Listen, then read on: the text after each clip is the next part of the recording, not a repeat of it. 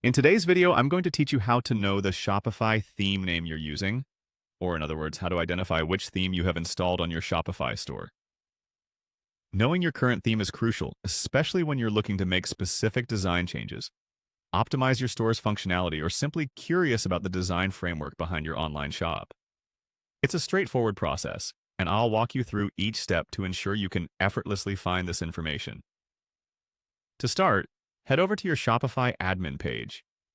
This is your base of operations on Shopify where you manage all the aspects of your store. Once there, look for the option labeled My Store on the left-hand navigation menu. This hub is where you'll find various options to customize and manage your storefront. Next, within the My Store section, you want to locate and click on Online Store. This is the section dedicated to all things related to the appearance and client-facing aspects of your store, where you control what your customers see and interact with when they visit your site. After that, direct your attention to the Themes tab. Clicking on Themes will take you to a page that provides detailed information about your currently active theme, as well as other theme options that might be available to you.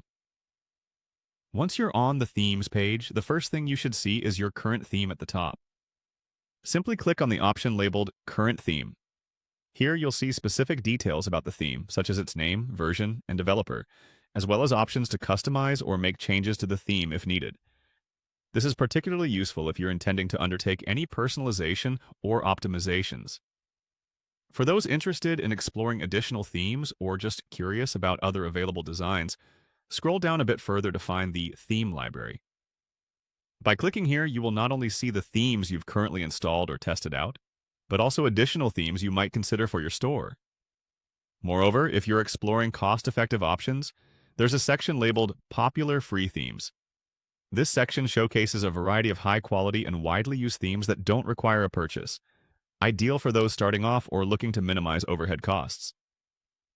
By following these simple steps, you can easily determine the name of your current Shopify theme and explore other themes at your disposal.